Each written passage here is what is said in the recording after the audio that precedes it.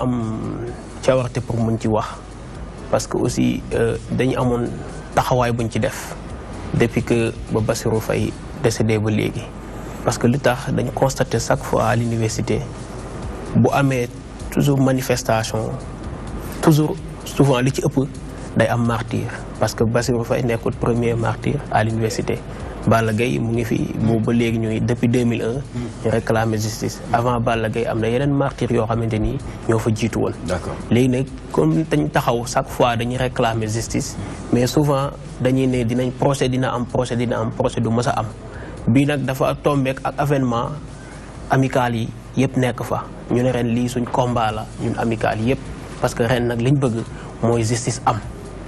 comme ça bu ko defatee dina doon loo xamante ne nii leçon lay doon pour université leçon lay doon pour Sénégal yëpp que koo xamante ne nii crime amatina wala martyr wala rey nañ nit lekk dinañ teg yoon ba yoon leer. beneen affaire bi ma ciy wax mooy que ni ci côté justice procès bi yàgg na mais je pense que yàggaay bi mu yàgg yëpp mënul na fa bañ a yegg parce que xam nga li tax ma koy wax gis nga bu fekkee dëgg rek la ñuy wax. ki rey Bassirou Faye wala policier bi rey Bassirou Faye xam ko yomb na parce que xam nga li tax nekkut ni contingent dañuy tëb a tëb rek déployer contingent ñëw à l'université bu ñu déployer contingent mu ñëw à l'université par groupe lay doon groupe bu ci nekk dina am chef. ku ci nekk par section daal maanaam. par section ku ci nekk booy dem matériel yi ñu lay jox dañ koy compter même bu fekkee dañ ko policier boo xamante ni am na ci parce que nekkul ñëpp ñooy yor ñoom ñooy yor pistolet. ñi ko ciy yor bu ñu leen di jox pistolet numéro beeg marque bi dañ koy xam bind ko nombre de balles yi ñu leen jox dañ koy xam bind ko balles yi kii naan sax te bu ñu dellusiwaatee soir balaa ñuy ñibbi ñoom ñëpp nañ def rapport. kon de ce fait que yaakaar naa ne jour bi Bassirou Faye dee jour boobu noonu bu ñu ci tegoon benn dawal 1 mois interroger policiers yi ñëwoon jour boobu ci kii Bassirou Faye yëpp xam nañu ko bi Bassirou Faye décédé bu ñu defee interrogatoire teg ko ci yoon. demoon naa danañ jëli nañ expert balistique affaire yu noonu war nañ mën a xam kan moo xamante ne nii moom moo rey Bassirou Faye procès bi warutoon na sax yàgg boo gisoon ñun ñuy dafay sorti di réclamer justice parce que dañoo xam ne soxla wu ñoo jël temps pour xam kan moo rey Bassirou Faye wala kan moo ko reyut fi may waxaat beneen affaire aussi mooy que ni ci procès bi man du ma waxati présumé coupable parce que présumé coupable bu ñu jàppee bu ñu jëlee nit ki tant que jugé wuñ ko dañu ne il est un présumé coupable. mais dès l'instant que ñu jugé ko ba prononcer une peine dans ce cas on dit que moom coupable il est coupable. mais jusqu'à présent comme dañuy interjeter appel. parce que des moyens de droit aussi day offrir. parce que juge buñ koy mën nañu intercepter appel pour soit dañuy casser décision bi. wala dañuy confirmer décision bi. de ce fait que boobu itam bu fekkee moment bi ñuy interjeter appel ba léegi mën nañuy wax présumé coupable parce que décision mën nañ ko casser comme mën nañ ko confirmer jusqu'à présent. beneen affaire bi may wax ci procès bi maître dégg naa ko mu wax léegi ci affaire témoignage. mais je pense que Sékou Diouf ñun université yëpp ñun dañ koy remercier. pourquoi ñu koy remercier parce que il a été courageux. dañuy aussi itam médecin ne Sékou Diouf mu wérut. je pense que Sékou Diouf mën naa ne jox ay yenn affaires yi wane ne Sékou Diouf mën na wér. Sékou Diouf étudiant la fac science en même temps délégué de l'amicale. Sékou Diouf en même temps étudiant Diourbel moo leen jiite. je pense que Sékou Diouf bu fekkoon psychologiquement nekkut wérut du mën a nekk bay occuper des postes de responsabilité. mais lan moo ko waral kon ñuy wax ne wérut à ce point. boobu peut-être man xaw ma lan moo waral ñu naan wérut par-ci par-là. mais de toute façon. xam nañ ne ñun gis nañ ko mu ngi jouir de ces kii yoo xamante ni permettre na ko mu ngi dafay cours am normal mu ngi mën a activité am normal. beneen affaire bi nga xamante ni lañ ko mooy constance biñ ci gis parce que affaire bi dafa njëkk a am. interféré police ñu andil ko kii mu wax ne kii la ñu yóbbuwaat ko dikk andiwaat ko groupe mu waxaat la même personne ñu yóbbuwaat ko tribunal même chose moom muy tam juste ba yoon yi ñu ko taxaw yépp wax ko moom il a été toujours constant ci ki mu doon wax depuis bañ koy première condamnation ba mu amee bañ ko laajee dafa ne woon moom kiñ condamné nekkut moom kooku la wax ba njëkkee jàpp kii ki njëkkoon a jàpp moom loolu la waxoon kon de ce fait que moom il a été toujours constant. beneen affaire boo xamante ni dinaa ko wax mooy que ni fi maître waxee ne Mougaleb moom comment dire encore. xanaa di nga def mbasa gintan ah. bàyyi ma tuuti ma yegg léegi. d'accord ayca. léegi fi may waxee. mooy que ni ne Mougaleb moom moo ko def wala defu ko. man wala projet politique la wala du projet politique man du ma wax ci cadre côté politique man ci côté justice laay wax. man li may wax mooy que ni. justice lu am na def liggéeyam. par rapport à la peine ñun li ñu mën a wax ñun li ñu jàpp dañu ne justice ñun étudiants yi def na liggéeyam. parce que le témoin ki mu waxoon ñëpp dégg ko moom lañ jàpp prononcé une peine am na étudiants yi wax sax ne peine bi dafa ndaw man du ma wax loolu. dama ne peine bi dafa ndaw parce que aussi def naa confiance justice lu ñu décidé ak lu mu mën di demee dañ ko war a accepter mais beneen affaire itam dinañ ko wax préciser ko mooy que ni jour procès bi Mansour wax na ko léegi. parce que yaakaar naa bi ñu dégloo témoignage ci côté policier yi déglu moom ci boppam Mougaleb muy wax dañ ci observer benn contradiction yu bëri ci ay waxam loo xamante ni kese lekk loolu mën na doon loo xam ne da koy dugal. d'accord.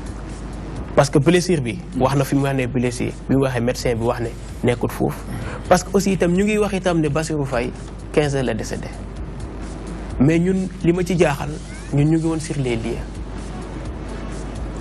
yéen da ngeen di contester loolu. du 15 heures personnellement ñu ngi woon sur les lieux. moment période bi nga xamante ni nii ci la Bassirou Faye décédé ñun parce que boo nekkee sur ci fond ci terrain bi mënoo constater. ban exactement la Bassirou Faye mais li nga xamante ni moom leer nañu témoin bi wax na ko mooy que ni moom bi bal bi dal moom mu ngi ci côté boobu noonu te xàmmee na bu baax ki nga xamante ni moo d'accord loolu maître ñëw na ci léegi nii c'est important mu nekk ki nga xamante ne mooy Mansour Ndiaye di président de l'amicale des étudiants de la fac droit donc moom gis ngeen tey bokk na ci invité wu bés bi ba tax na une petite question de Valérie a une question à l'endroit du maître. Effectivement donc maître sànq dama dégg ci ay kàddoom mu ne magistrat yi ci boppam dañoo xawalal benn plan politique kon donc si on comprend bien da nga leen di accuser ne que ñoom dañoo utiliser genre tu les accuses d'avoir planifié un deal politique que l'État est derrière en fait parce que je me dis que surface bi ak ni mu doy tu vois bal espère boobu noonu bi ñu indi woon bal bi fi mu jógee même la nuit même on pouvait savoir qui était le meurtrier. donc bu magistrat yi demee ba joxe décision boobu yow nga ñëw génnee ne que naan ñu affaire bi histoire de politique la. En quoi? D'abord, bon, je vais revenir rapidement là-dessus. Je n'ai pas accusé directement des magistrats de politiciens. Je dis simplement, c'est une décision politique. Et d'ailleurs, je remarque, depuis une semaine, ça marche très bien. Parce que mon frère qui est là, qui dit que justice a été rendue, voilà, je pense que c'est de la naïveté. Naïveté-le. Le meurtre de Bassirou Faye est toujours mis ci biti ah. mi ngi doxal si biir dëkk bi. mais c'est très compréhensible parce que avocat dañuy jàpp ne que moom même bu client quand il a tort. il ne reconnaît jamais il n'a jamais tort il ne reconnaît jamais. man quand mon client avait tort si mon client si fekkee vraiment moom la damay taxaw ne moom la ma ngi ñaan njëkk xam dans quelles conditions le rey. mais je ne dirai jamais que du moom alors que moom la. donc il faut me préciser benn affaire. pour askan bi ñuy déglu. ñu xam vraiment de quoi il s'agit. ñu naan un rapport balistique on a pris un expert français le meilleur en France le meilleur indi ko. def expertise pistolet policiers yi nekkoon sur le terrain donc pistolet Bougaleb comme vous l'avez dit tout à l'heure Bougaleb pistolet manqué wul benn balle delloo na munition delloo na pistolet amul benn dara manqué wu ci. L'expert dit que aujourd'hui amul sax preuve que c'est un policier moo rey Bassirou Faye. Attention attention l'expert loolu la wax nee na xamul sax sa bal bi rey yaa gisuñu bal bi rey Bassirou Faye gisuñu ko. am benn bal bu ñu woon télé bal bu ñu woon télé parce que d'ailleurs université mais nag maître yaa non Mansour parce que distance bi non defal nak Mansour mais dama dagg je t'avoue j'ai plaidé devant toi voilà donc mais tamit am na loo xamante ni bu ñu la ko bàyyee maître xaaral Mansour dugal foofu noonu parce que mënuñu defaat procès bi mais dina am loo xamante ne parce que am na loo xamante tamit maître bu ñu ko bàyyee moom dinañu waaxu te bëgg nañ mu leer voilà c'est un peu par rapport ak xam nga loolu bi mu amee ñu bari li nga loolu loon fan lay aboutir décision politique bi nga xam ne da nga ko wax mooy que ni wax nañu bal bi fii xamul fu mu jógee bal perdu bal kii yoo xam nga loolu bu ñu ko see dugal rek mën nañu dem ba jiiñ étudiants yi wala ñu jiiñ politiciens wala ñu jiiñ leneen ak leneen alors que distance bi nga xamante ni moom lañ calculer pour expertise balistique bi mu woowee distance boobu peut-être nit koo xamante ni bal perdu mënul jógee ci distance boobu kon ki nga xamante ni moom moo tiré ci Bassirou Faye da ko visé bu baax sori wu ko Mansour damay xaw a jaaxal tuuti parce que yow su fekkee un expert balistique si boppam moom nee na non mais expert balistique bi muy joxe rapport ñun ñu ngi fa woon tamit waaw dama déglu de parce que bu dee expert balistique boppam waaw rapidement Nicolas on prend notre temps c'est un dossier important bien sûr voilà ça intéresse les Sénégalais effectivement le sport arrive et tout ça mais les Sénégalais c'est un dossier qui les intéresse après moi j'ai demandé par rapport à voilà c'est un dossier intéressant mais je vous dis xam nga l'expert balistique bi si boppam parce que en matière pénale il faut que ñu wane ñu am preuve comme quoi bal bi rey Bassirou Faye ci arme telle personne la jógee suñu amul preuve boobu kenn mënu jàpp kenn et d'ailleurs dans cette affaire là gisuñu bal gisuñu douille gisuñu pistolet gisuñu dara mais expert bi si boppam nee na moom wóoru ko sax ne que c'est un policier à plus fort mais loolu c'est des réalités scientifiques objectives xaw ma ko xamul Bougaleb xamul kenn ils ont fait son travail donc moo tax dossier bi vraiment ba ñaan Sénégalais yi encore une fois c'est complexe que c'est un dossier complexe il faut que les gens arrêtent tout de suite rek def ay raccourcis ay naan témoignage bi président amical nangam la yow doo médecin mon frère. mais maintenant en tant qu'avocat pour la dernière question lan ngeen décidé comme appel recours. Ah oui nous avons déjà fait appel. Heureusement parce que affaire c'est nouveau parce que Sénégal il y a une dizaine d'années. cour d'assises bi ñu la àttee beneen la àttee mu jeex. mais heureusement on a une réforme qui a commencé en France et puis on a adopté ça ici au Sénégal. Aujourd'hui boo defee bu ñu la jugé cour d'assises mun nga def appel jugé waat ko avec des magistrats peut-être avec le temps dañ gën a am sérénité pour gën a mën a saytu dossier bu baax mais je suis persuadé que suñ ko jugé waatee que les étudiants se préparent à voir Sirima Bougaleb dehors acquitté parce qu'il n'est pas coupable. après ñu wuti keneen ñoo xam en tout cas le meurtrier ñu ngi fi le meurtrier mi ngi ñuy déglu et puis là c'est malhonnête. C'est malhonnête, c'est vraiment malhonnête. Il faut assumer. D'accord. Il faut assumer. Très bien. Voilà. Mais maître sport, football, basket, oui, oui, trop. Très bien. Donc nous passons tout de suite à la rubrique sport présentée par Mbaye Sène. L'actualité du sport que nous allons démarrer avec le basket national masculin. Finale Saint-Louis Basket Club face à la Douane. Ouais, face à la Douane, Saint-Louis Basket Club face à la Douane, c'est une finale pour dire que ni Duc ne va pas défendre son titre. Douane ak ki nga xamantene moy Saint-Louis Basket Club, ñoy dem ci li nga xamantene mom moy finale masculin bi Nicolas. D'accord.